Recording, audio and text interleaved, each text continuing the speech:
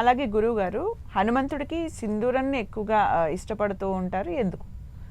హనుమంతుడికి సింధూర లేపనం చేస్తే ఎప్పుడూ కూడా మనకి ఆనందం కలుగుతుంది అని చెప్తాం.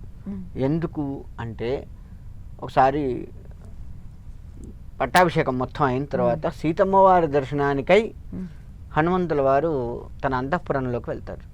వెళ్ళినప్పుడు సీతమ్మ వారు ఇక్కడ బొట్టు పెట్టుకుంటూ, ఇక్కడ కూడా నుదుటిన ఆడవారు వివాహం అయినటువంటి వాళ్ళు ఇక్కడ నుదుటిన పెట్టుకొని పాపడి దగ్గర కూడా పెట్టుకుంటూ ఉంటారు.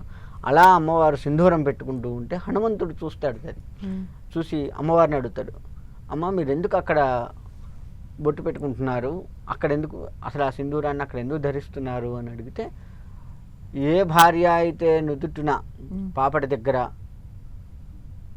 సింధూరం కానీ బొట్టు కానీ పెట్టుకుంటుందో వారి యొక్క భర్త ఎప్పుడూ కూడా సుభిక్షంగా ఉంటాడు.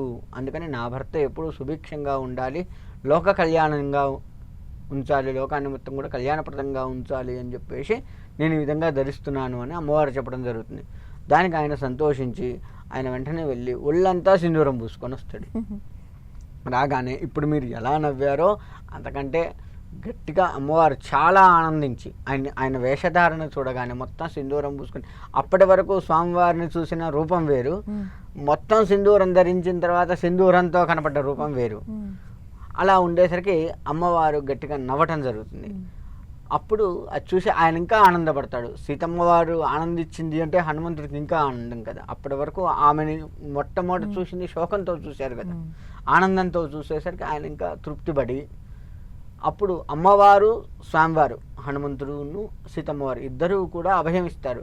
ఎవరైతే నీకు ఈ విధంగా సింధూరంతో అర్చన చేస్తారో, ఎవరైతే నీకు సింధూర లేపన చేస్తారో వారికి ఎప్పుడూ కూడా ఆనందం ఉంటుంది, వారి వెంట వారికి ఎక్కడా కూడా దుఃఖం రాదు అని చెప్పేసి సీతమ్మవారు అభయమిస్తుంది. దానికి హనుమంతుల వారు కూడా అమ్మవారు చెప్పినట్లుగా నాకు ఈ విధంగా అర్చన చేస్తే తప్పకుండా వారికి ఆనందానికి నేను తోడై ఉంటాను అని చెప్పేసి స్వామివారు కూడా అభయమిస్తాడు. కాబట్టి అప్పటి నుంచి మనకి ఈ హనుమంతుడికి సింధూరంతో అర్చన అభిషేకాలు చేయడం ఆనవాయితీగా